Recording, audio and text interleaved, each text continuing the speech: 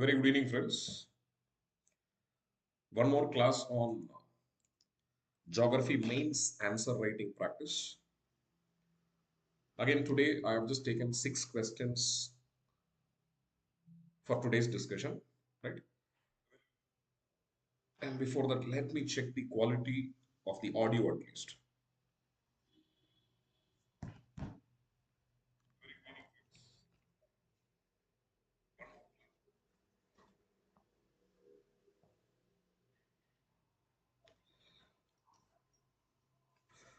Right, fine. Now, before we get into the discussion, just for the piece of information, July 31st, a separate batch on sociology optional subject is starting. Somewhere, if you're in need of optional subject, kindly make use of this opportunity. All right, my dear friends, taking the agenda of today, some of the basic questions, somewhere, some of the areas what I have not touched it during the other part of the discussion, somewhere I have just taken it for today's class as such. Okay, right. Now, one question is based on the locational aspect of industries. The very first question, and see, always I used to say, repeatedly, I used to say this fact that there is no one way of writing an answer. Mains examination, general studies, I should understand that normally it is largely believed that the answer scripts are evaluated based on an answer key. Right? Somewhere I should be matching more of the answer key.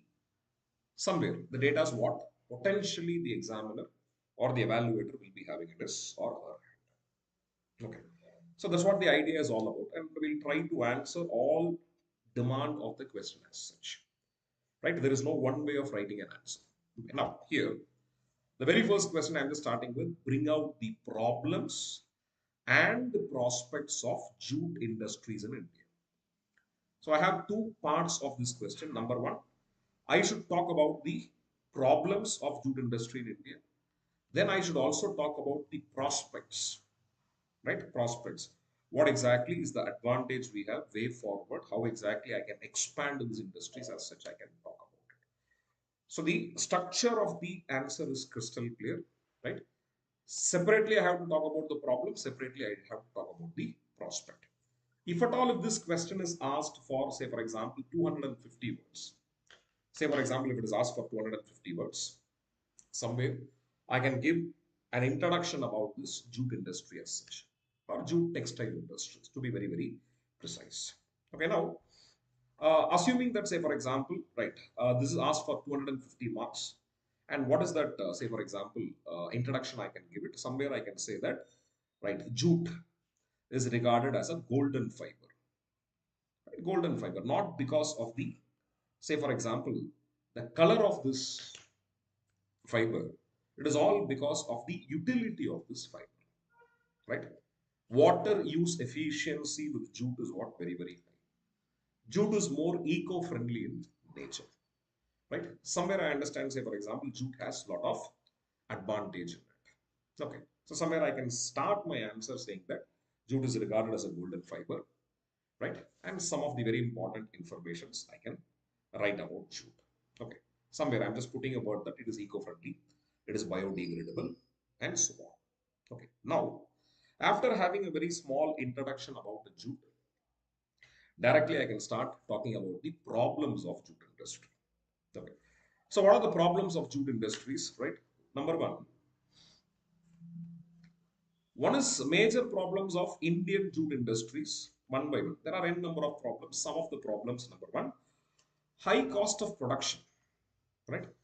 High cost of production. See, for example, when I talk about jute industries, two things I have to understand. One is the cost that is taken for growing jute. Number two, processing jute in the industry as such. Both I have to take it into consideration. Okay. Equipments for the productions are worn out, right? Outdated in design. Many mills are uneconomic in nature. As the case, what happens mostly, right? The finished product becomes what costlier. Because, say, for example, modern equipments, though the investment cost is on a higher side, but whenever I just talk about modern machineries, in a longer run, you'll be having a break-even point, and the unit cost for the production will dip down. The old conventional model, right? Number one, the problem is that you cannot scale it up.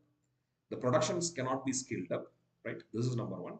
Number two, of course, if I'm just going for small number of units, obviously speaking, I may not achieve something called as what, right?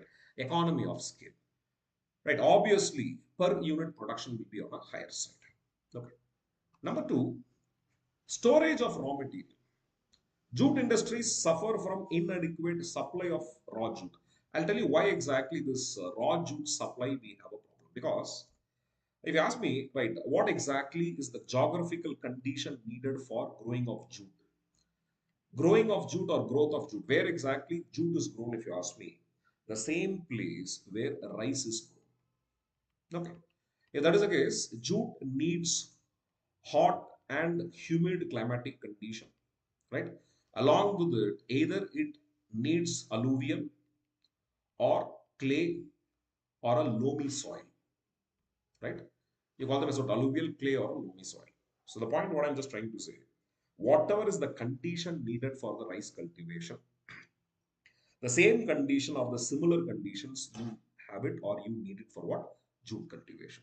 So normally what happens, if at all, if you want to expand the net area of jute cultivation, generally it is done at the cost of rice cultivation. Now comes the question, which is more important? Food security is more important than expanding the area of jute cultivation. This is one of the most or the more important problem what jute industry faces. Okay, because it goes with the direct competition with what? Rice. And that's the reason only few places where already rice is grown surplus, jute is also grown. West Bengal becomes a classical example of it. Right. Number two, shortage of power supply. Right. Load shedded or load shedding creates problem of underutilization of the capacity. Always say, for example, two things are when I talk about power supply, n number of times in our discussion we talked about this fact. When talk about availability of power, one, it should be uninterrupted. Number two, it should be cheap power. Only if both are available, somewhere I can understand, say, largely, I can have any industries, the survival is guaranteed. Okay, right. Growth of jute mills in Bangladesh and the loss of foreign market. See, newly started jute industry in Bangladesh has captured some of the markets of Indian jute goods. See one thing, even India, if you ask me which state is known for jute production, it is West Bengal. Even industries, jute industry also I understand is West Bengal. Jute like cotton, it is more like a pure raw material.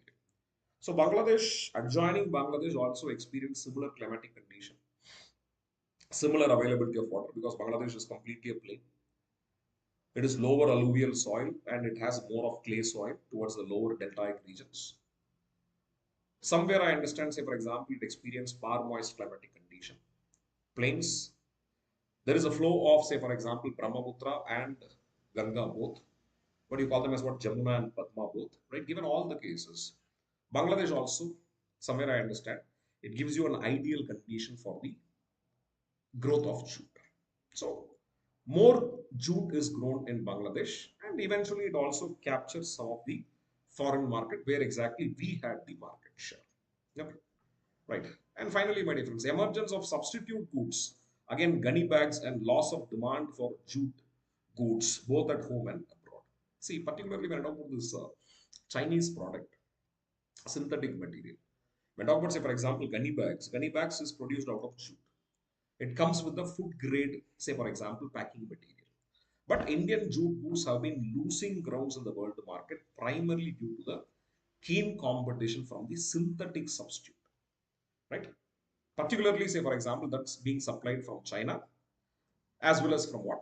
Bangladesh as such. So these are some of the problems what jute industries has, right? Even the outdated machinery is also somewhere I have just brought in under our discussion. Okay. Now, what is the now talking about the prospects, problems, some of the problems we talked about, right? And the only problem what I have not, say for example, written here, typed here in the sense, jute having a direct competition with the rice cultivation as such. Now, what is the prospect? As I was talking about the prospect, right? What is the avenues I have it for jute textile industries or any jute industries as such? For example, somewhere we can use the mandatory use of jute boots, where all mandatory use of jute bags, at least in what food grains, sugar, right? If not cement, at least in fertilizers, etc. Right? Fertilizers, or even if it not in fertilizers, wherever we have this food, say for example, food grade material packing, there all we can make this jute gunny bags as what mandate. Number two, modernization and rationalization. When I talk about modernization and rationalization of the mills, somewhere I understand if we achieve this economy of the scale, somewhere I understand the production cost can be decreased.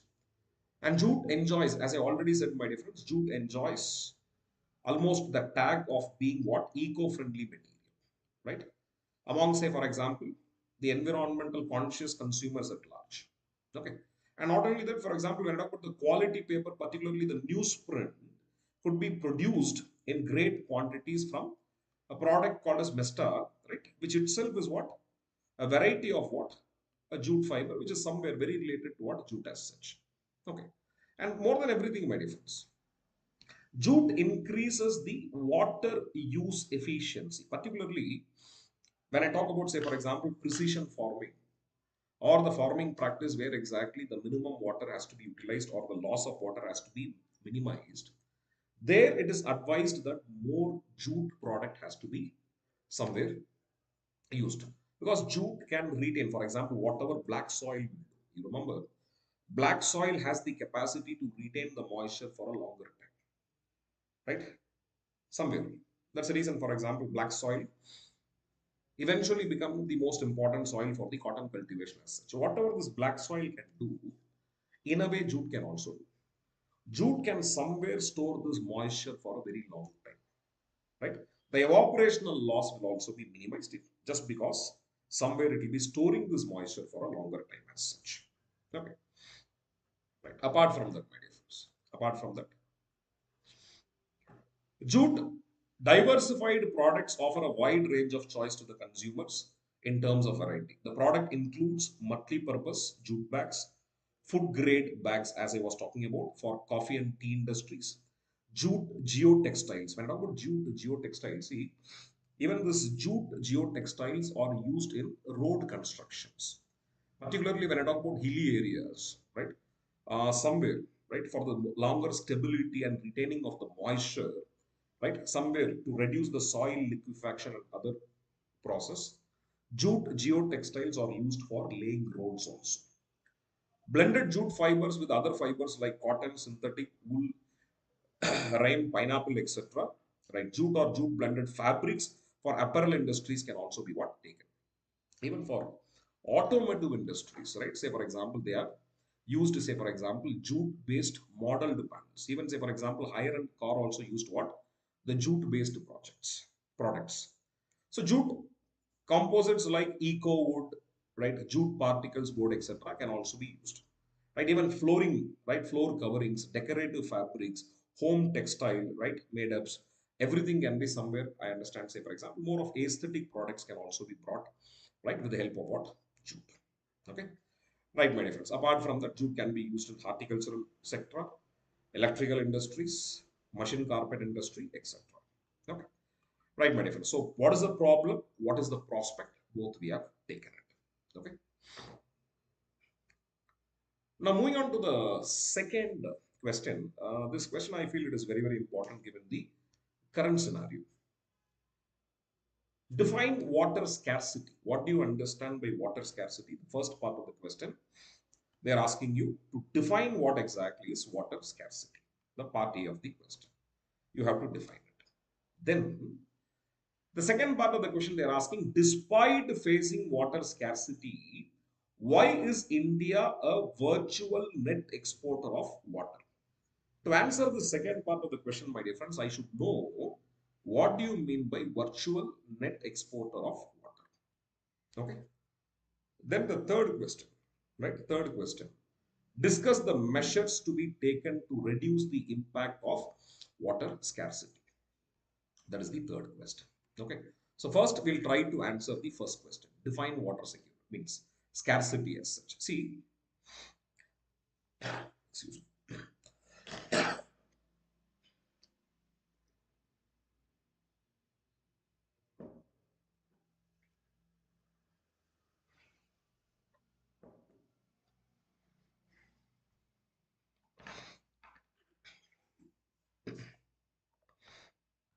Okay.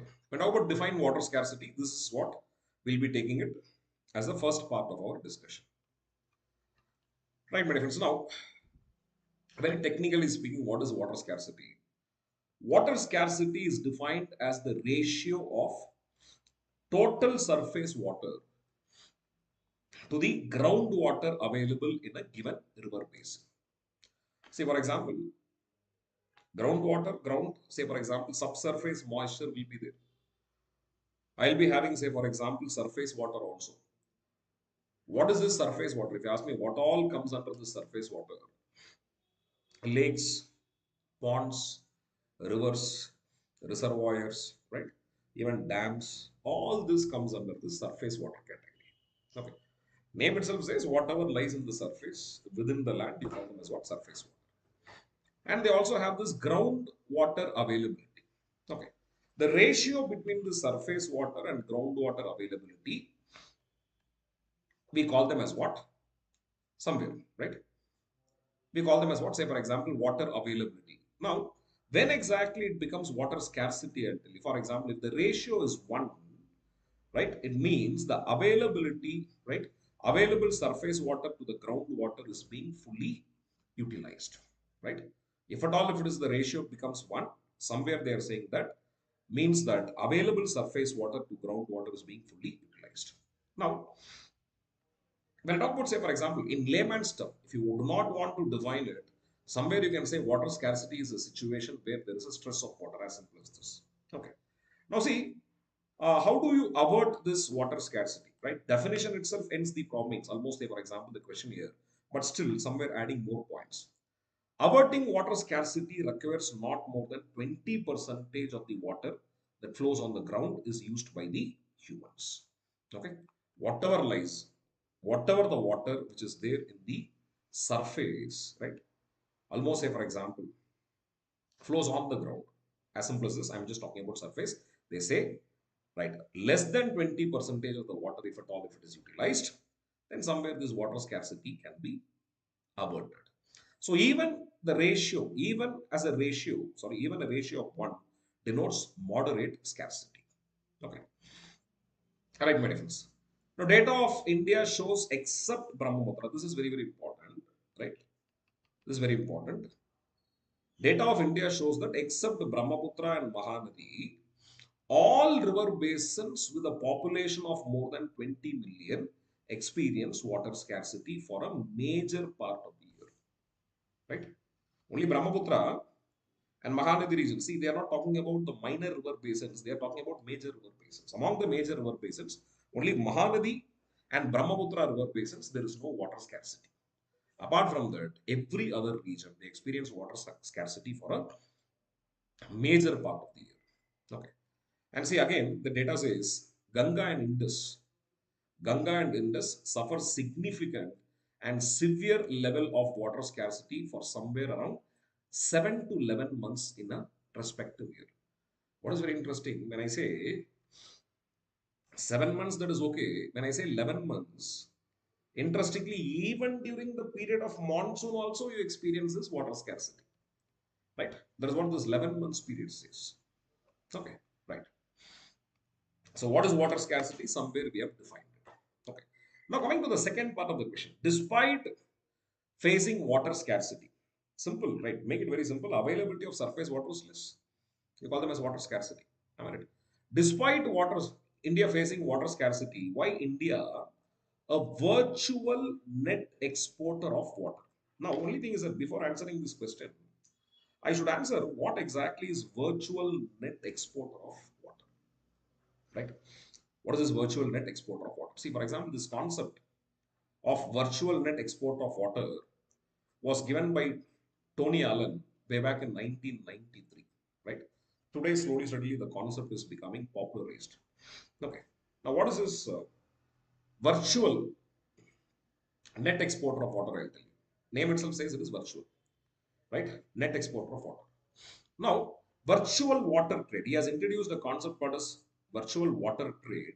This exactly means what the name implies. It means the import and export of hidden water present in various products. For example, I'll put it this way, right? What exactly they mean by it. For example, if 1 kg of rice, if 1 kg of rice is being, say, for example, transported or okay, exported to other country, as in India is normally, say, for example, it is a exporter of this basmati rice, right?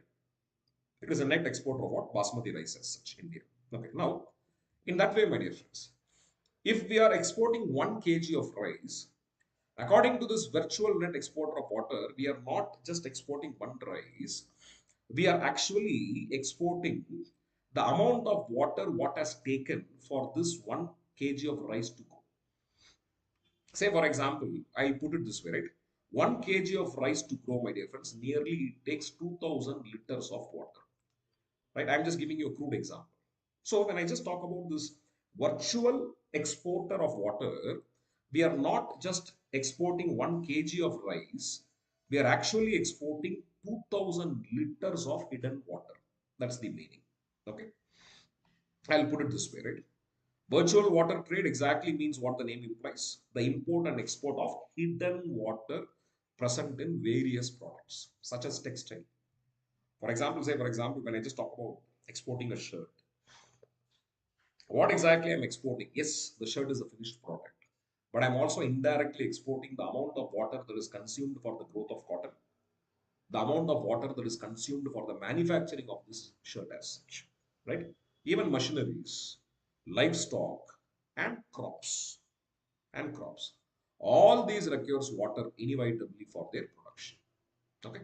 So what exactly is virtual water trade? We have an idea. Every product has a hidden water that is being spent on for the growth or the development of the same. So every time when we export, right, indirectly we're exporting the hidden water of it. That's what this virtual water exporter means. Okay. Now, having understood this logic, my dear friends, now I understand, say, for example, India is a large virtual net exporter of water because of agricultural products like cereals, tea, coffee, sugar, etc. Right? They require vast amount of water. Tea and coffee, they are located in what? Moist locations. Even sugar, right? Sugarcane cultivation needs what? Moist location as such. Okay. Majority of population still depends on agriculture.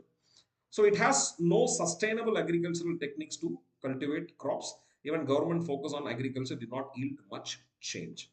Maybe this statement you can leave it because somewhere not to take risk in paper, right? I have written it because the source what I have identified this sentence was there. Okay, somewhere, right? Will not touch, say for example, the failure of the government, failure of the program, if at all, if it is openly declared in the government side, somewhere we can say, otherwise we can leave it. Okay, now 2020 or 2020-21, India exported nearly 372 lakhs tons of basmati rice, right? Which required nearly 10 trillion tons of water. It means when we have exported this 372 lakh ton of basmati rice, we are not just exporting 372 lakh tons of basmati rice, we are also indirectly exporting 10 trillion tons of water. Okay, that's what it says. India virtually exported 10 trillion tons of water. Okay, that's what this virtual exporter of water means. Okay, so according to water footprint network database, right, which is available, India had the least virtual importer of the water. Least, it means somewhere I understand we are a net exporter of the water. Okay. So along with the rise in minimum support price for agricultural product, especially for water intensive crops like cereal, sugarcane, even say for example the rice and others, more consumption of water is somewhere, right, almost utilized by the crops, right? So all this contributes for India to be a virtual net exporter. Okay, right, my dear friends. So what is this virtual net exporter of water? We have an idea. For example, as of now, the situation says that India is a net virtual exporter of water. It means the water what goes outside India is more than the water what comes to India. Why I'm saying water comes to India? Because if we are going for an import, right, any product that you go for an import, I understand that would have also consumed some amount of water in their origin country. Am I right? So somewhere if I just talk about both the products, obviously the fact says that India is a net exporter of water, virtual water, right? Now, should the current trend continue, if you ask me, I can have two, say for example, set of arguments. In examination, whichever arguments you want to take it, you can take it. Okay. Now here, we are simply asking, despite the fact or despite facing water scarcity, why is India a virtual net exporter of water? Somewhere I'm justifying the fact. I can say that yes, this trend should continue, or I can say that no, this trend should not continue. Both way I can say that. Okay. In that way, my dear friends. Okay. When I talk about, say, for example, according to this rudimentary trade theory, suggests that a country should be exporting things which it has in abundance and importing those things which are scarce. This is the fundamental rule of any trade as such. If you have a surplus, you export it. If you have a deficit, you import it. But I should understand, India, water is a scarce resource. Actually speaking, India is a water stressed country. Water stressed country. The per capita availability of water is one of the, say for example, almost lowest among the developing economies of the world. Okay. According to this, India should be a virtual importer of water, especially when it is reeling under this water scarcity, right? But given the situation, we are net exporter. China, which is the only other country with similar population size like India, also has more virtual water imports than India. China is conserving its water supply by importing water intensive crops like soya, right? What China is doing, particularly agricultural products, whichever is water intensive crops they are importing, and whichever is water, say for example, efficient crops they are exporting it. So that they are more becoming more like what? Net importer of this virtual water. Okay. So India is poised to its entire available water supplies within 500 years if it is current food export policy continues. Somewhere, right, will be somewhere under a great threat in, say, for example, few centuries if the current trend continues. Right. Being a net exporter of water can lead India to a slow but irreversible loss of water sustainability. Slowly, steadily will be that the development may not be sustainable. Rising water demands for agriculture and other sectors such as manufacturing, services, and construction will pose additional constraint on water sustainability in the future. Right, and my dear friends, India's per capita water supply is less than what China as such. And finally, India's water management, agricultural pattern, groundwater exploitation, all indicates India has to change the pattern. Okay. Now, if I say, for example, yes, right, somewhere if I say that current trend has to continue, what are the arguments I can take it? For example, since the virtual water exporter for India and China is less than 2% of the total water resources of the two countries, it cannot raise any serious sustainability issue. See, number one, actually, this argument, when I talk about this virtual net exporter or net importer, this concept, right, somewhere it is debatable. Because, see, for example, though I say 1 kg of rice, assuming that 1 kg of rice production consumes 2000 liter of water, where exactly this water goes? This water will be going for the local hydrological cycle. Debatable. I'm just telling it is debatable. It means though I utilize this water, again this water, say for example, it will be lost in the process of transpiration and it will be lost in the process of evaporation because rice normally needs this flood irrigation, right? Whenever this water is lost in the terms of evaporation and transpiration, this water which becomes water vapor will be going for local condensation. Again, this local condensation will be resulting in what? Precipitation. So technically speaking, this water will be revolving in the same area. To be very precise, right? Actually speaking, though concept says, right, concept somewhere shows as though it is a potential threat, but actually it is not as serious, right, as it is depicted. Okay. To suggest virtual water export can endanger sustainability over 300 period is somewhere, right, pre-prosperous, because agricultural economies as well as water in India and China will change profoundly in unknown ways over such a long period, obviously, right? We cannot give it such a projections as such. Okay, now whatever be the case, coming for some of the very valuable suggestions, what all I can take it in order to say, for example, somewhere make India as a net importer of this virtual water. Okay, India should change its food trade policies like China did way back in 2001. What China has done, China started importing all these water intensive crops, right? Whereas it exported this, say for example, less water intensive crops as such. Okay. From wherever you have this more of water supply, say for example, particularly grains and soybeans from US, Brazil, and Argentina. India should also have such practice. Particularly, it is advised that, suggested that at least, say for example, product like rice should be somewhere, should not be exported. Okay. Enhance the skill development so that people started depending on other fields, right? Not just agriculture. Okay, just for the sake of adding a point, I've just added. International cooperation and sharing water across the border will be some, say for example, it will be of some significance. In rain-fed areas like Maharashtra, drought-resistant crops rather than sugarcane can be promoted. Okay. If that is the case, say for example, water conservation techniques like drip irrigation, rainwater harvesting. There is also one more type of irrigation called as precision farming. Precision farming, where almost the loss of water is minimized to the maximum level, right?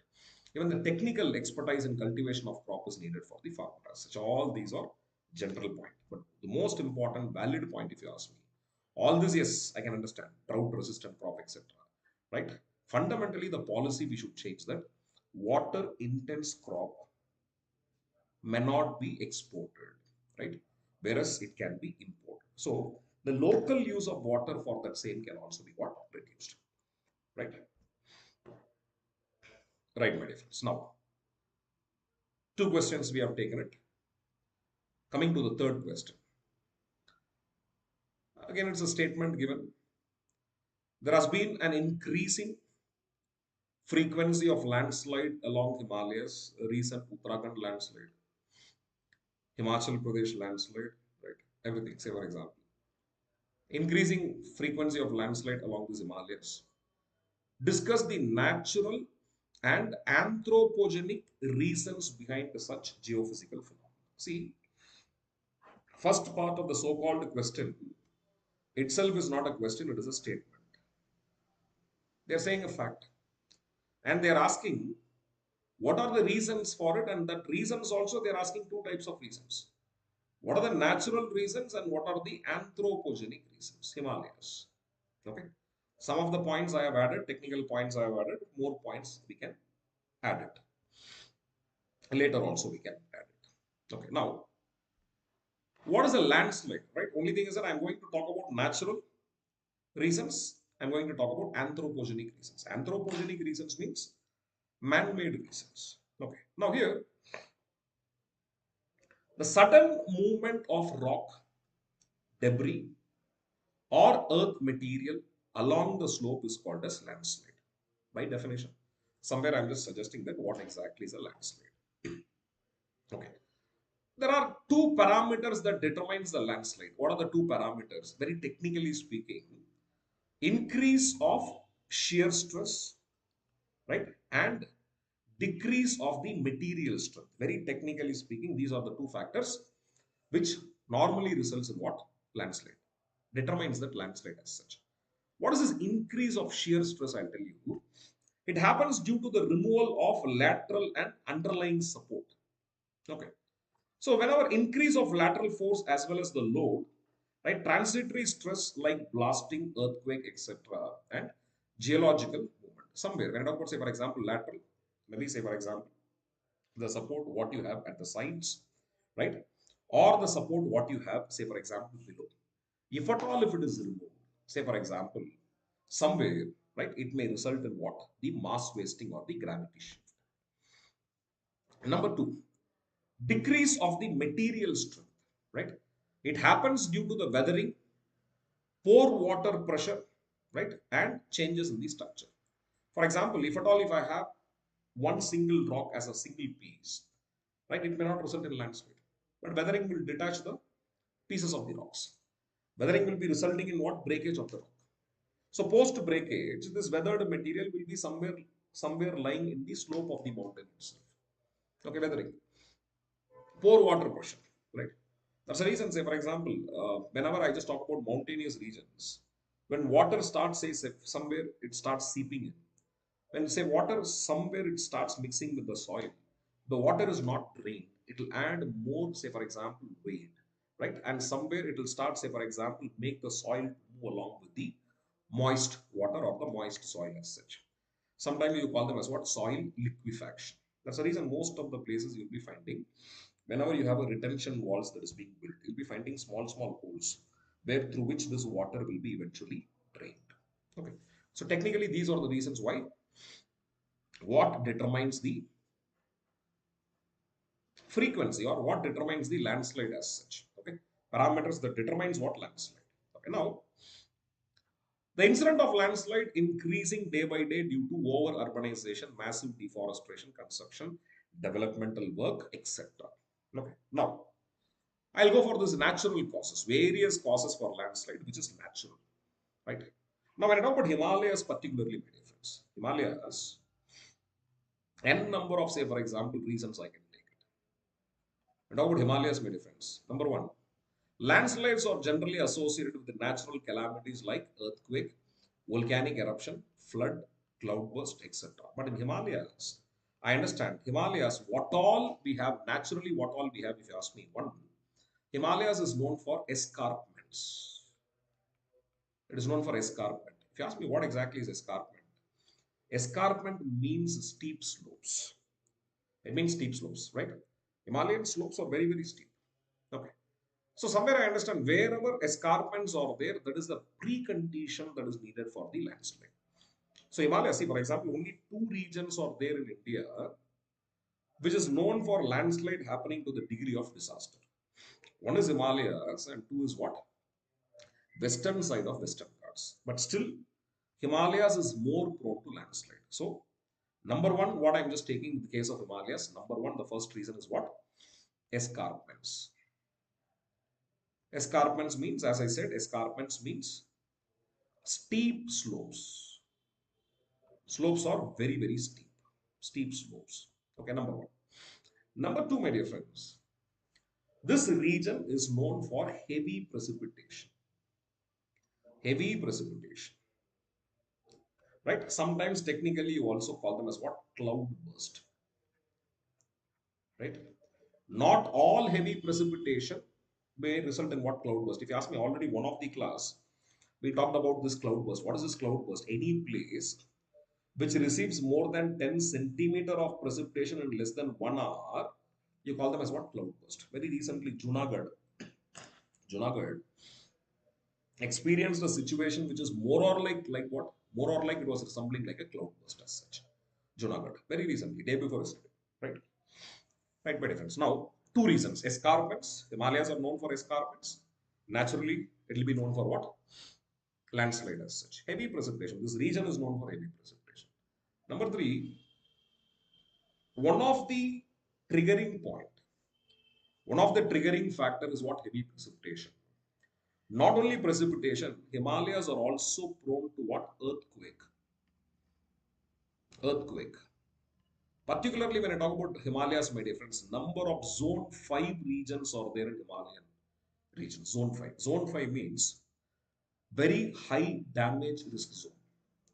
Kashmir Valley, Himachal Pradesh, northeastern part of Uttarakhand, more like, say, for example, the Kumaon regions of Uttarakhand, northeastern states, all these regions of Himalayas comes under the zone 5 of an earthquake. Zone 5 means very high damage risk zone. So earthquake can also trigger what? A landslide. Okay, right.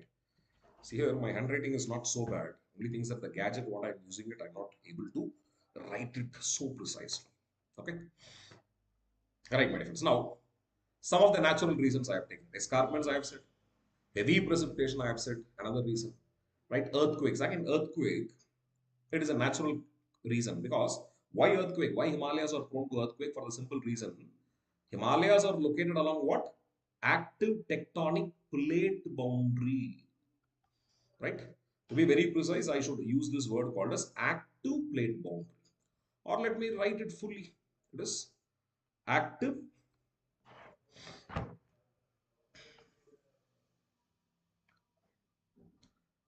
active tectonic plate boundary. Right? Currently, you have an active boundary along what Himalayan region. This is the place where exactly this Eurasian mountains, or excuse me, the Eurasian plate and Indo-Australian plate is going for a convergence. All these are natural reasons. One more natural reasons, if you want me to write it, my difference, I'll write it. See, when I talk about, say, for example, Himalayas. Himalayas, say, for example, we also have, say, for example, Himalayas is largely made up of what? Sedimentary rocks. Sedimentary rocks. Larger part of Himalayas is made up of sedimentary rocks. See, for example, three types of rocks are there. You call them as igneous rocks, metamorphic rock, and sedimentary rocks. Among them, already we said, right, structure plays a very, very important role. Sedimentary rocks are easily erodable, easily weatherable, easily breakable, right? So what happens? The weathered material of Himalayas will be more than the any other mountains as such. Western Ghats, if I just take it, Western Ghats is largely made up of igneous and metamorphic rock. That's the reason compared to Himalayas, slightly it is less prone to landslide. It is also prone to landslide, but not to the degree of what? Himalayas, right? How many natural factors we have taken? See, right? Particularly Himalayas. Himalayas are known for escarpments. Himalayas has a steep slope. Himalayan region. It is known for heavy precipitation, cloud burst, right? Himalayan regions are known for earthquake, and Himalayas are made up of what? Sedimentary rocks. So many facts we have taken. Few more facts I'll just take it. For example, see, when I talk about Himalayas, Himalayas is also prone to glacial lake outburst. Glacial lake outburst. See, for example, it is like, say, for example, imagine a condition all of a sudden, right? You call them as what? Glacial lake outburst. All of a sudden, my dear friends, if somewhere a dam breaks open, the low-lying area will experience what? Flash floods. Flash floods in mountainous regions will be resulting in what? Landslide. Okay. So what is this glacial lake outburst? For example, if a glacier starts melting from the center, the glacier is melting from the edges. Somewhere I understand from the outer margins, outer edges, the water will be somewhere, ablated waters will be flowing like a small stream and eventually it becomes water. But imagine a condition if the glacier starts melting from inside, right? All this melted water will be there in the glacier itself. So slowly, steadily, the enlargement of the melting will somewhere slowly, steadily, it will expand, right? And what happens every time? The walls of the glacier will become thin, thin, thin, and thin. It will become thin, thin, thin, and thin. At one point of time, the walls of the glacier may not somewhere resist the amount of water which is there within the walls of the glacier. That time, this glacier will start bursting out, right? That is what we call them as what? Glacial lake outburst. For example, assume that I am taking a glacier, right? For easy representation, assume that this glacier is almost, say, for example, right, resembling something like this, right? Somewhere, if I just talk about water, if it start melting from the very center and slowly, steadily, all this, say, for example, region, if it is melted and if it is almost, it appears like a dam. At one point of time, it will break open. If it is breaking open, The low-lying areas I'll be experiencing what one flash flood. That's what you call them as what glacial lake outburst. My dear friends, these many reasons I can somewhere identify why exactly Himalayas is more prone to landslide. All these are natural reasons. And one more thing, all slopes of Himalayas we do not have a natural vegetation. Himalayas have more of a barren slopes, right? I can also take one more point. Himalayas is also known for what? Barren slopes. Barren slopes, particularly when I talk about the northern slopes of Himalayas. Northern slopes of Himalayas, they have more of a barren slope. It means they do not have vegetation. Why they do not have vegetation, if you ask me? Because the northern slopes of Himalayas, the direct sun's direct rays will not be falling. Again, when I talk about a slope without vegetation, without a tree cover, landslide is very, very common. Why? Because the root of the tree will be somewhere holding the soil together. Whenever I have a tree or vegetation, that will minimize, that will be acting as a retention wall or buttress, right? So wherever I do not have it, landslide will be very common. Okay. So many facts we have taken it. Somewhere I'll summarize it. Number one, I said Himalayas are known for escarpments. Number two, Himalayas are known for heavy precipitation, cloudburst. Number three, Himalayas are located along active tectonic plate boundaries, so it is prone to earthquake. Earthquake can cause landslides. Somewhere when I talk about, say, for example, Himalayas are made up of sedimentary rocks. Sedimentary rocks are easily erodible and weatherable. Again, sedimentary rock mountains are more prone to landslides. Himalayas are known for glacial lake outburst, right? Eventually, that will be resulting in a flash flood and landslide. And finally, I said not all slopes of Himalayas are vegetated. Particularly when I talk about northern slopes, you do not have any vegetation. Much vegetation is not there. So again, steep slopes without vegetation can also cause what? Landslide. Okay. So all these are some of the reasons, natural cause for landslide in what? Himalayas. Now, anthropogenic reasons, plenty of anthropogenic reasons are there. What are the anthropogenic reasons we have? I'll tell you, right? Plenty, right? Endless reasons I can add it. For example, I can talk about rapid urbanization, right? Change in the land use pattern, rampant deforestation, and mining activities like blasting and quarrying. Of course, minor mining and quarrying also takes place in what? Himalayan region.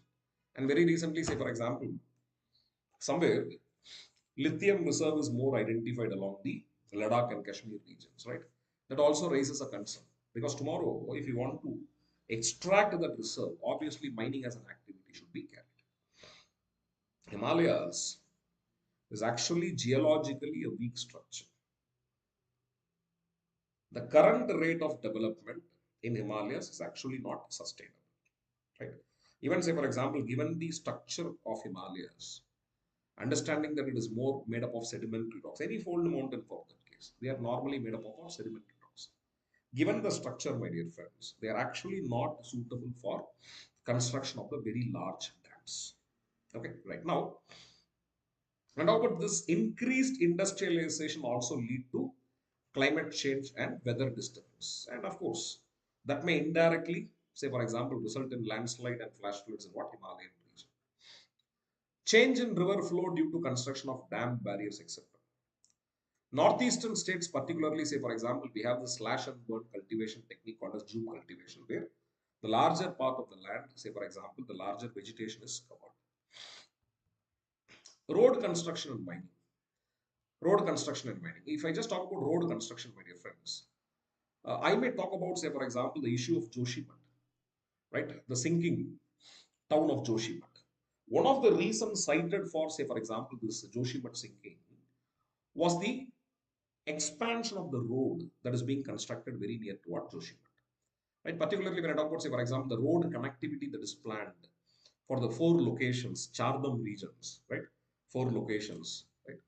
That is also cited as one of the reasons for somewhere resulting in landslide and the sinking nature of Joshipat. Okay. Every increasing population, grazing, urbanization, etc., can also result in what? Landslide.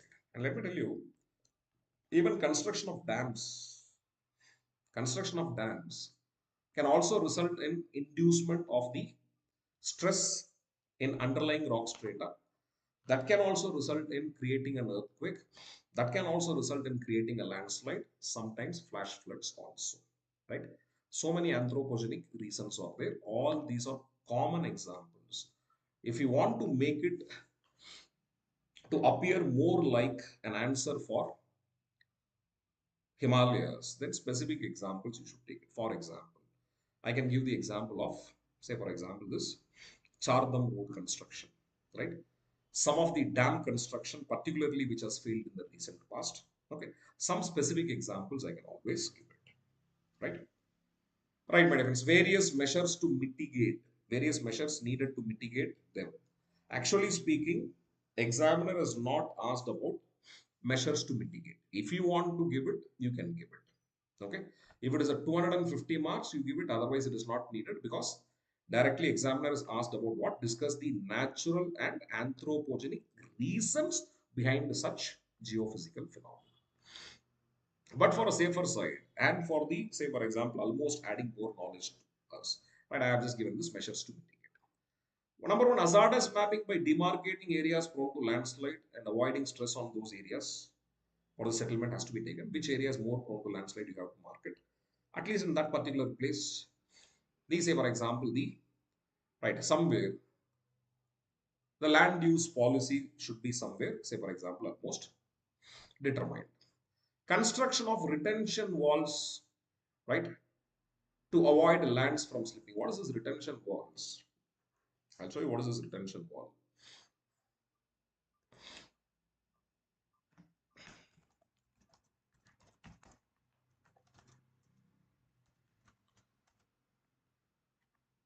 You have retention wall, you have buttress, right? Plenty of, say, for example, things you have, right? What exactly you see here is a retention wall, right? Somewhere, wherever you have a very steep slopes, you'll be having these retention walls, and retention walls somewhere will be reducing it, right? Reducing the possibility of a landslide, particularly the loose soils and the exposed soils as such. Okay. And you do have buttress, right? I'll also show you this buttress instead of retention wall.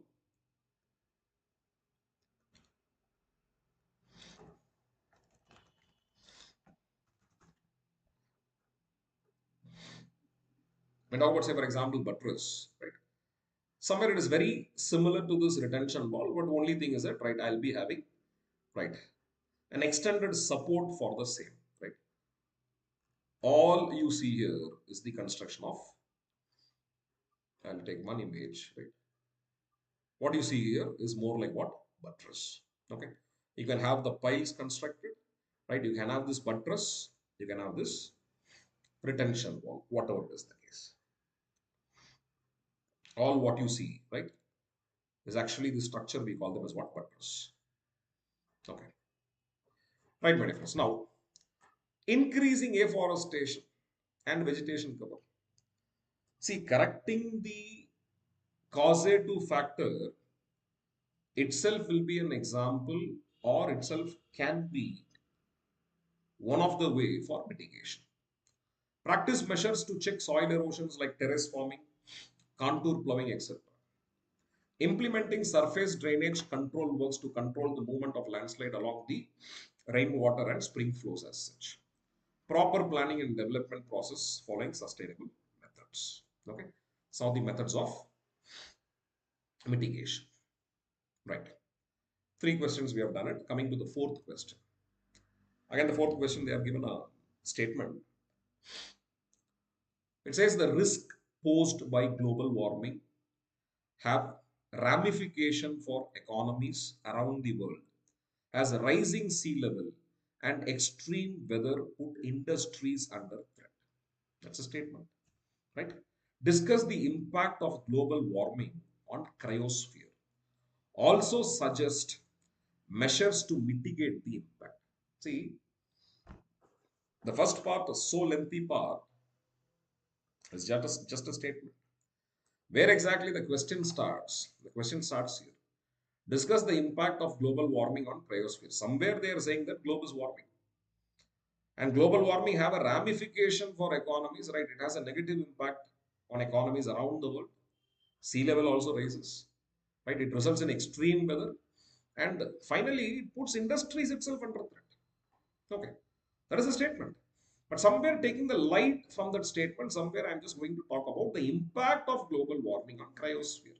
For answering this question, first and foremost, I should define, or at least I should know, or I should tell the examiner that I know what is cryosphere. Somewhere I should define that what exactly is a cryosphere. That is first part of the question, right? Let me call it as part A of the question. Okay, this is part A of the question.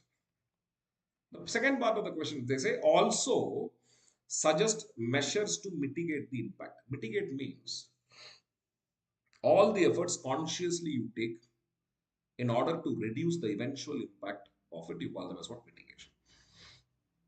I cannot prevent it, but I can reduce it. That's what you call them as what? Mitigation. Okay. So first part of the question, I'm trying to define what exactly is cryosphere. Okay, somewhere I'm just defining what is cryosphere. Right, my friends. Now, the frozen water is present in different forms. Right? How all the frozen water can be present in form of snow, sea ice, frozen lakes, river ice, glaciers, ice sheet, icebergs, right? Frozen ground, right? You call them as what? Permafrost region. Okay. So all together within the climate system is called as cryosphere. Very simple. Whichever part or wherever you have frozen water, right? I have this frozen water. All that contributes to cryosphere. Cryosphere means the colder sphere of the earth. Wherever I have glaciers, wherever the water is frozen, I call them as what? Cryosphere. Somewhere see this image gives you a larger idea of this cryosphere. Obviously speaking, I cannot represent this image in the examination, right? What all this say, for example, this cryosphere includes, see, it includes glaciers. It's likely, right?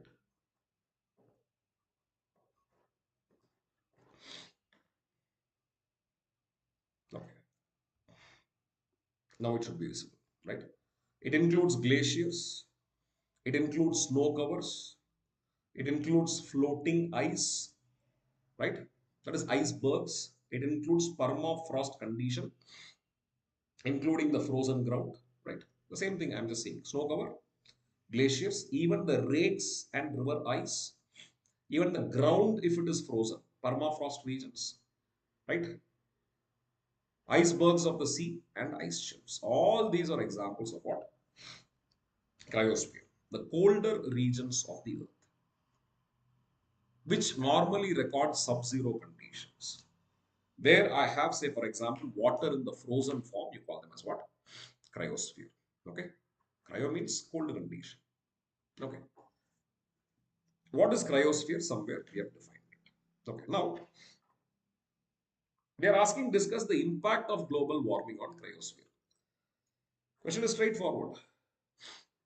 How does, say, for example, the global warming affect the cryosphere? Answer is very simple. If the temperature of the earth is increasing, automatically, I understand, say, for example, this, excuse me.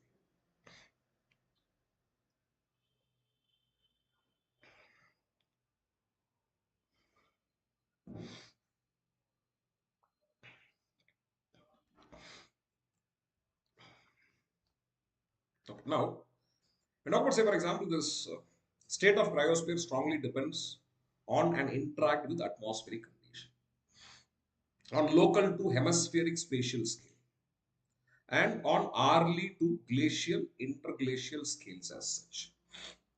It has a non-linear response to the change in temperature due to the threshold effect associated with the melt. The effects of cryosphere on global climates are discussed below.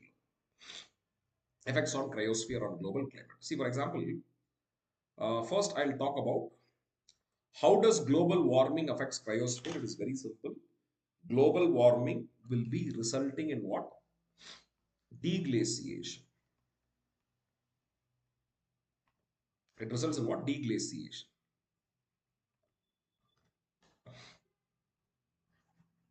Deglaciation is more like removal of glaciers. Deglaciation. Okay, removal of glacier. Slowly, steadily, the extent of cryosphere. I was just talking about the effect of cryosphere, right? The effect of global warming and cryosphere. Somewhere I said cryosphere will start somewhere receding. The extent of cryosphere will start decreasing, right? Because of global warming. As simple as this. It will be resulting in what? Deglaciation. Minimizing the extent of spatial extent of cryosphere. Okay. Now, having said, if you ask me what exactly is the impact that cryosphere has on atmosphere, see somewhere I'll tell you one thing very different. See, for example, we call it as a vicious cycle, right? See, today it means somewhere if I can understand a concept called as heat budget, there is a concept called as heat budget. Budget, right? What is this heat budget? If you ask me, the balance between incoming solar radiation and outgoing terrestrial radiation, we call them as what? Heat budget.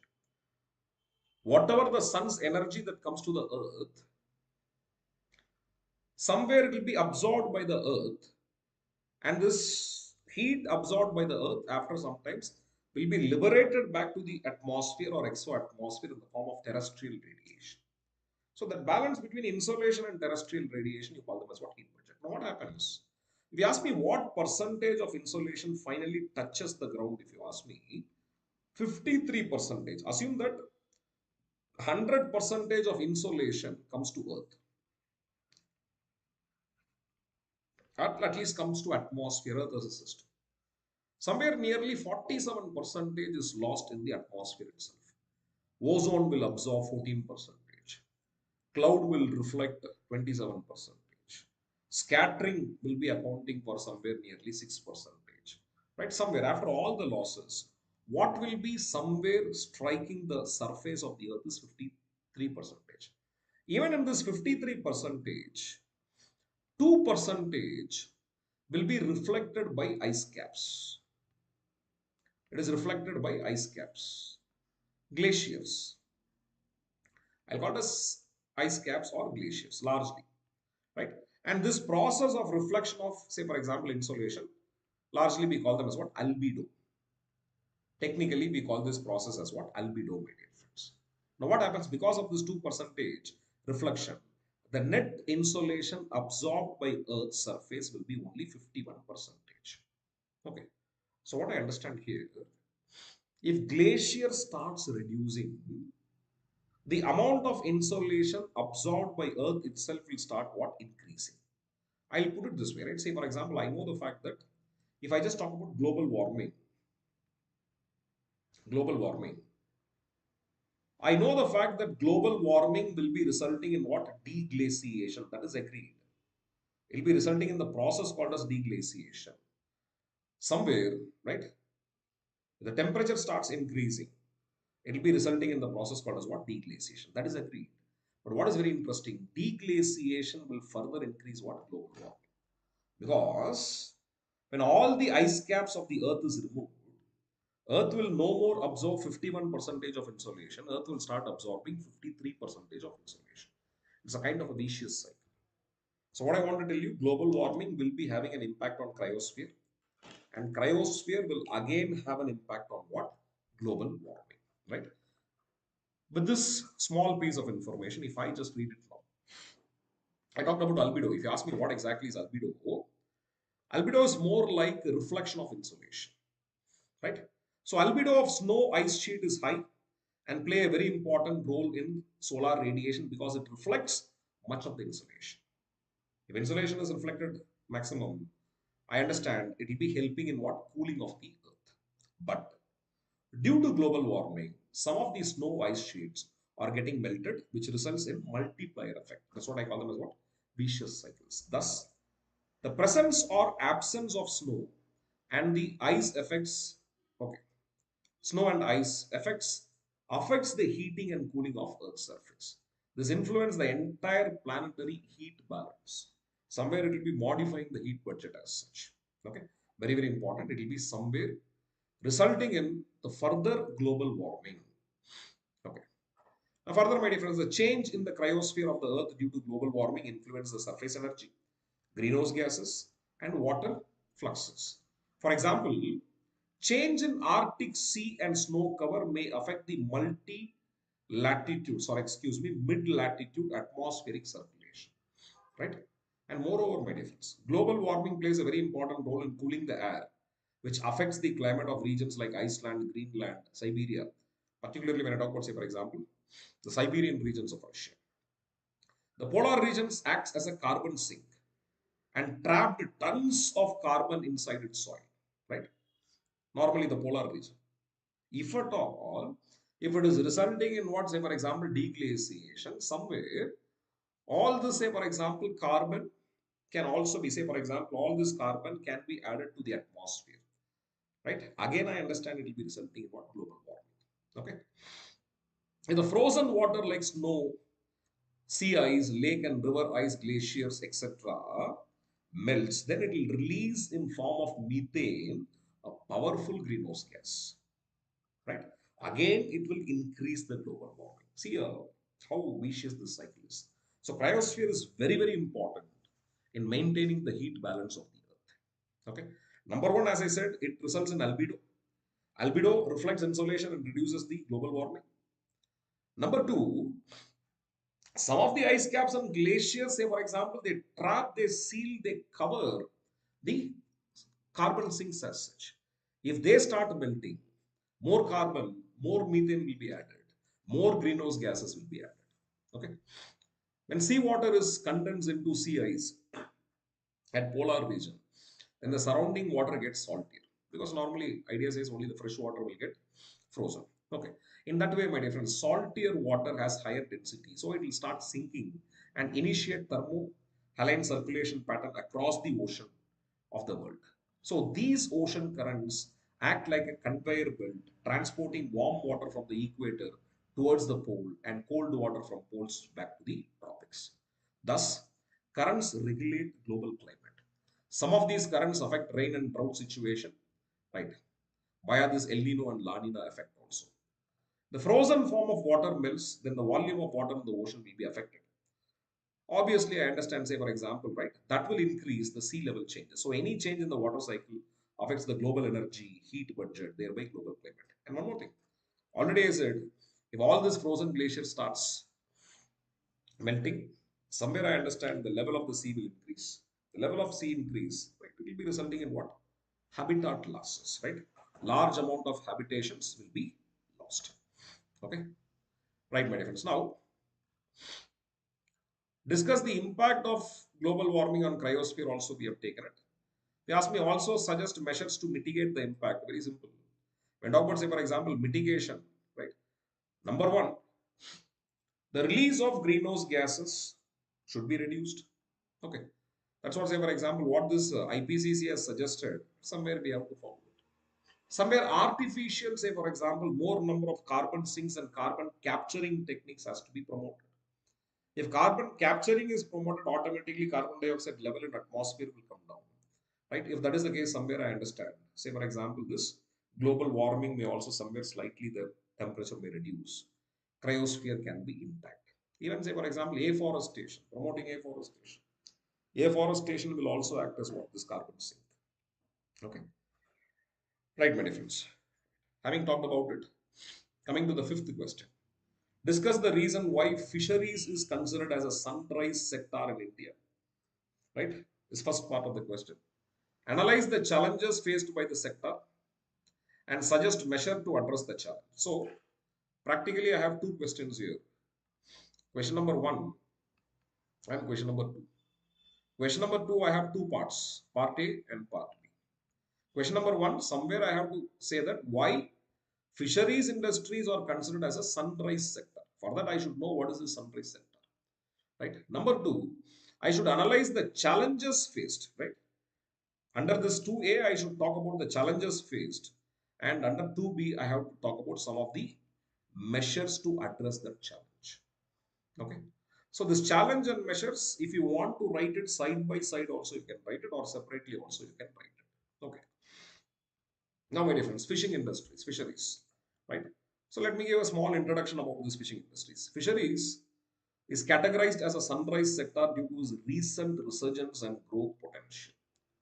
Post independence, the fish production has increased 7.5 lakh tons to 100 lakh tons, right? Some 7.5 to 100 lakh tons.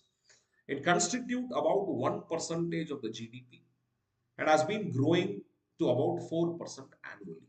Right now, talking about the prospects about the fishing industry, and one more thing, what is the sunrise industries? And let me tell you, sunrise sector, any industry which is fast developing or an industry which has more growth potential and opportunity, you call them as what? Sunrise sector. It means the industries of the future, industries of the near future. You call them as what? Sunrise sector, fast developing industry. Or where the growth potential is very, very, say for example, wide open, you call them as what? Sunrise industries or sector. Okay. Now coming to the prospects. What are the prospects? For example, I know the fact that India has a coastline of more than somewhere around 7,500 kilometers. Many rivers, lakes also we have, say for example, that has remained underutilized as such. And it engages over somewhere around nearly 15 million people directly and many more indirectly employed in this sector. Right? It is somewhere gives a larger employment opportunity for the section of the coastal, say for example, community, not only coastal community, it also include inland fishing, aquaculture, right, marine fishing, etc. Am I right? India has become the second largest fish producing and aquaculture industry of the world. See, all the three subsectors. What are the all the three subsectors? Number one, inland fishing, right? Inland fishing includes, say, for example, fishing in the lake, fishing in the river, fishing in the pond, fishing in the tanks, temple tanks, whatever, right? Tanks in general. Okay. Aquaculture. When I talk about aquaculture, somewhere, say, for example, we'll be having this artificial lake that is being, say, for example, digged for what? Fishing. Even integrated farming all comes under this aquaculture. Marine fisheries mostly in what, say, for example, the sea fishing, you call them as what? Marine fishing. All these three categories, right, are growing, but at suboptimal level. They are not growing at the potential to which it can actually grow.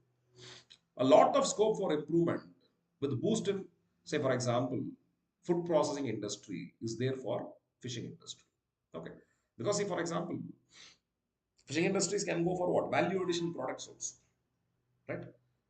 Somewhere, if a better storage facility is there, somewhere I can understand, say, for example, better packing facility is there, it can be transported to the inland countries or inland regions also. Okay, now, talking about the problems of these industries, shortage of quality and healthy fish seeds and other critical inputs, particularly for aquaculture and inland fishing, right? Most of the fishermen are poor. They're not able to purchase good equipments to improve this harvest of fishing. See, for example, modernized machines. And talk about, say, for example, fishing industries like Japan. They have most modernized machine. All the way to Japan, they access the Southern Ocean. They access the oceans around the Antarctic region, particularly for what? Whale fishing as such. But internationally, whale fishing is banned, right? But whatever be the case, somewhere I'm just talking about a situation where the maximum distance, almost from one hemisphere, they come to the other hemisphere just for the purpose of what? Fishing as such, right? But exactly the scenario is opposite when it comes to what? Indian scenario. Problems of marketing, storage, and transportation also plays, right? Somewhere, somewhere a matter of concern, right? Absence of standardization and branding of fish products also plays a matter of concern here. Pollution and climate change is also a problem of concern. Inadequacy of research and extension service facilities possess a small, say for example, almost that last mile connectivity, somewhere there is a lack of. Energy requirement, particularly in the marine sector, will remain a binding constraint, right? Even say, for example, diplomatic hurdles, my dear friends, and miseries to fishermen, families, especially for the fishermen of Tamil Nadu fishermen. Why I'm telling you? Because among all the 9 coastal states or littoral states in India, Which state has the minimum exclusive economic zone, if you ask me? It is Tamil Nadu.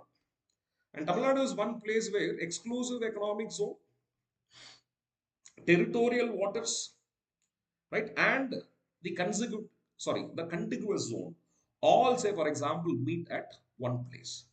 Even in the land, you have something called as no man's land between Tamil Nadu and Sri Lanka, right? If you're there in Indian territorial waters, you cross this region, right? There comes what? Sri Lankan territorial waters. So most of the time, accidentally, say for example, fisherman crosses this maritime boundary, mostly accidentally, right? So somewhere, right, you have more of unresolved maritime border issues here. Okay, that is again adding what? One more constraint. Okay, right. And one more thing, tropical fishing, technically speaking, two challenges we have. Tropical fishing. What is the challenges we have in tropical fishing? I'll tell you. The oil content in the fish will be higher, so that comparatively the meat content will be less. Number two, when I just talk about a catch, pure shoal of fish being caught in one single catch is what? Very, very minimal. You will be having diverse fishes. If you have more diversity of fish in one single catch, that will be reducing the economical value of the catch. So somewhere, when I talk about, say, for example, the knowledge of fishing, if at all, say, for example, if, right, the last mile connectivity happens to be on a higher side, somewhere this can be rectified, right? At least the economical value of the catch can be maximized. Okay. So, what are the measures taken by the government? It's more like talking about the measures to address the challenges. Okay. Merging all the existing scams to formulate an umbrella scheme, something like Blue Revolution, integrated development and management of fishery with an outlay of somewhere nearly 3,000 crores, allowing 49% FDI in what? Deep sea fishing, right? Deep sea fishing, somewhere in international waters as such. Strengthening of database and GIS, right, for fisheries sector, right? Even say, for example, equipping the boats and say, for example, fishermen, their boats with GPS, particularly for what? Tracking their location as such. Amending the CRZs, right? CRZs means coastal regulation zones, rules, and launching, say, for example, Sagarmala scheme to complement this sector as such. Encouraging increasing private investment, entrepreneurship development, and more PPP model, right?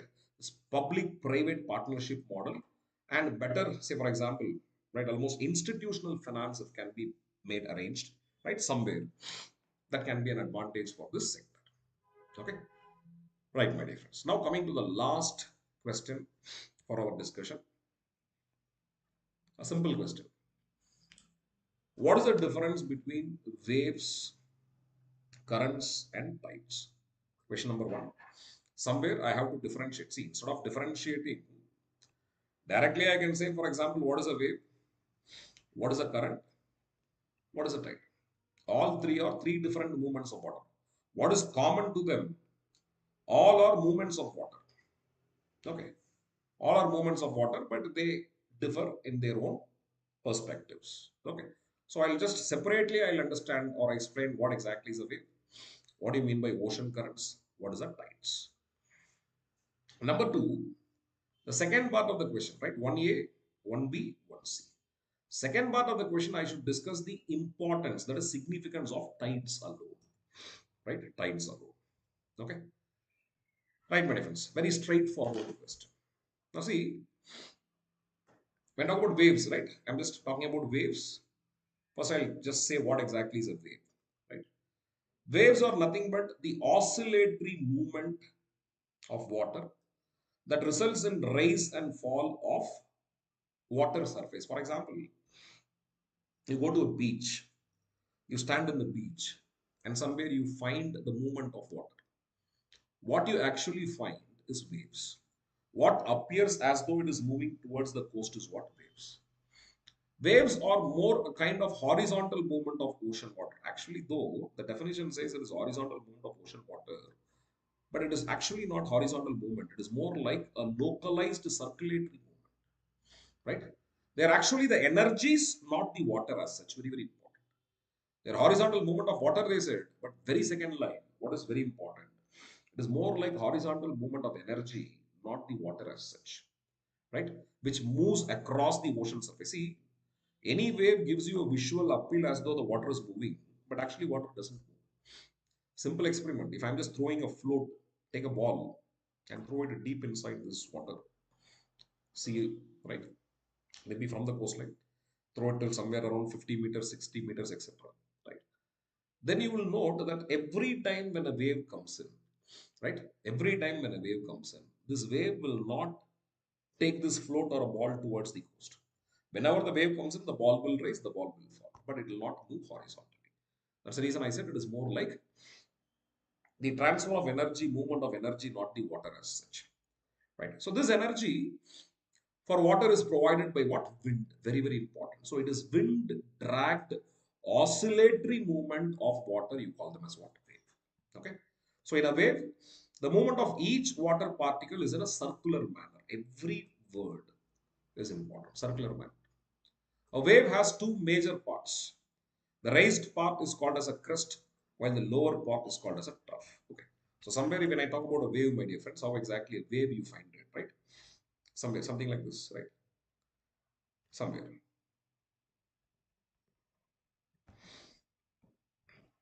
So what do you call them as a wave?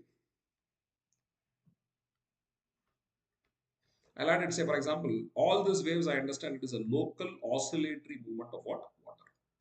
Right? And this oscillatory movement will be having its effect till the bottom of the ocean. The raised part of this wave you call them as what? Crest. The lowest point you call them as what? Trough.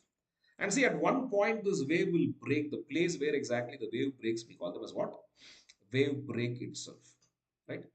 When the wave starts breaking, post wave break, the water will be surging into the land. You call them as what? Surfing. Or you call them as what? Swash. And all that water which has entered the land will be going back to the ocean. You call them as what? Backwash. Right? These are the different movement of what? Waves. So what is a wave? Wind dragged oscillatory movement of water. You call them as what? Waves. In wave, only energy travels horizontal. Water almost moves in a localized circular fashion. Only towards the end of this wave, when almost it hits the ground, it's the coastline, it's the shoreline, the wave will break and the water will surge. You call them as what? Swash. And retreat of surfed water back into the ocean, you call them as what? Backwash. So what is wave? We have defined it. Now what is tide? I'll tell you. We use this term called as mean sea level. Why you use this term called as mean sea level if you ask me? Because every day the level of ocean or sea will increase, it will decrease. Why exactly it increases? If you ask me, it is increasing because of a tidal attraction. Okay, because whenever a celestial body comes above a particular place, the water will start being pulled towards it. It will create a high tide. Whenever it passes, the water will fall. You create what? Almost it results in what? Low tide. So tides are periodical rise and fall of the sea levels. Once or twice it will happen in a day, caused by the combined effects of gravitational forces exerted by sun, moon, and say for example the rotation of the earth. Right? Even rotation of the earth I'll leave it. Right? Combined effectivity, sun and moon. Tide created by sun you call them as solar tide. Tide created by moon you call them as what? Lunar tide. But which tide will be more effective? Which will be more prominent if you ask me? It is lunar tide. Lunar tide. Right? Why? If you ask me, it is very simple. It is all because of what? The proximity of the moon. Moon is very close to Earth. Am I right? That's the reason. Tide created by moon is what? More prominent. Okay. They are more vertical movement of waters and are different from movement of ocean water caused by meteorological, right, causes. Okay. Now the moon's gravitational pull towards a great extent is a major cause of occurrence of tide. So the moon's gravitational attraction is more effective on the earth than that of sun. Already I told you the reason for it, because proximity. Moon is very close to sun. Sun's gravitational pull and centrifugal force due to rotation of the earth or other forces which act along with the moon's gravitational force. Okay. So what is a tidal tides? The rise and fall of entire sea level during the different parts of the day. You call them as what? Tide. Tides are caused due to the gravitational attraction induced either by sun or moon. See the difference? Waves are caused by wind dragged movement of surface water. It is created by the friction that is induced by the wind on the surface of the water wave. Tides are created by the gravitational attraction of the moon and sun, sometimes both. Okay. So I also given the place where you have the highest tide or tidal range that is experienced.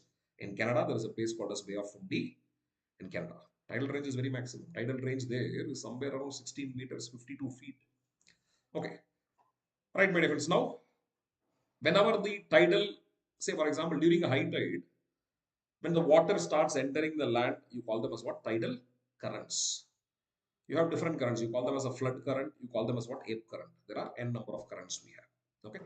And normally the time difference between low tide and high tide is approximately, my dear friends, it is approximately 12 hours and 26 minutes. To be very precise, the time difference between two successive high tides or two successive low tides, if you ask me, approximately it is 12 hours and 26 minutes. That's the reason normally we say every 6 hours, right? Every 6 hours and 12 minutes approximately.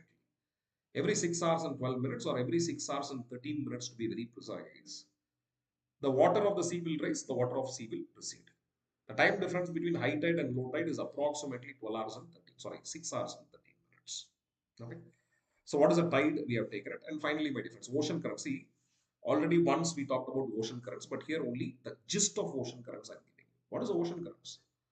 The large scale continuous movement of ocean water in a particular direction and for a sustained period, you call them as what? Ocean currents. Ocean currents are more like a river that flows in what? The ocean. And what are the causative factors, right? What are the different causative factors? Ocean currents are resulted due to what? Wind, density difference in the ocean water, temperature difference, salinity, gravity, rotation of the earth, etc. Okay. And even Coriolis force I can add it. Okay. Ocean water or ocean currents in detail we talked about in previous discussion. So somewhere I'm just right. Just superficially, I'm just telling you what exactly is ocean current. See, current means what? Anything which flows continuously, I call them as current. Actually, among all these movement, ocean water movements, take it waves, take it tides, and take it current.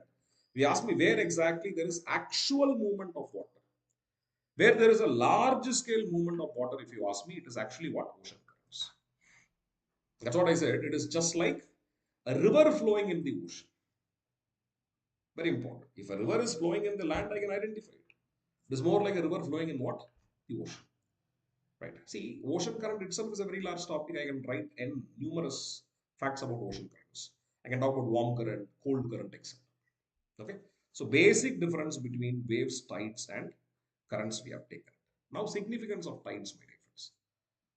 Plenty of significance are there, but very important. See, tides are caused by Earth, Moon, and Sun position.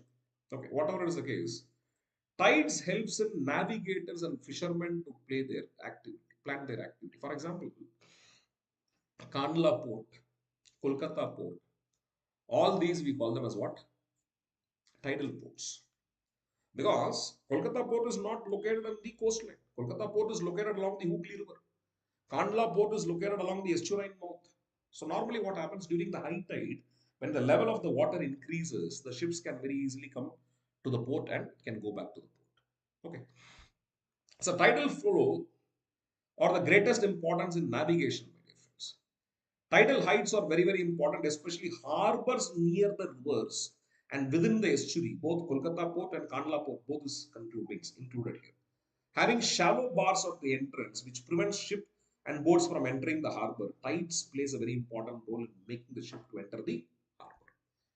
And very important, tides are very useful in desiltation of sediments in the river. For example, during the high tide, particularly along the river, my dear friends, the water will start moving towards the interiors of the river, right? We call them as what? Tidal bore. And during the low tide, what happens? All this water which has entered the river will again go back to the sea. So every day I'll be having to and fro movement of the water. That will be resulting in what? Desiltation in general. It will be resulting in what? Desilting. So tides are the natural process of desiltation. Okay. Not only that, my dear friends, high tide also results in what? Fishing as an activity. During this tidal bore, not only the water will start moving, it will also bring ample amount of fishes right along the water. So somewhere it also helps in what? Fishing industries as such. Okay. Tides are used to generate power, very, very important. Tidal energy, right? All these classes we were discussing, right? Gulf of Kutch, Gulf of Kambat. Gulf of Kutch has somewhere around 7,000 megawatt potential of tidal energy. Gulf of Cambay has somewhere around 1,200 megawatt potential. Sundarbans regions, somewhere they have 100 megawatt of what? Tidal energy production. So tides can also be used for what? Number one, you can use it for navigation, particularly access of the harbor. Number two, it is useful for what? Fishing. Number three, it results in desilting of rivers. Desilting. Number four, very, very important, right? I'll write it here. Number four, energy, right? Harnessing energy. So many importance we have with respect to what? Tidal energy. Right, my friends, these are some of the questions what we have taken for today's discussion.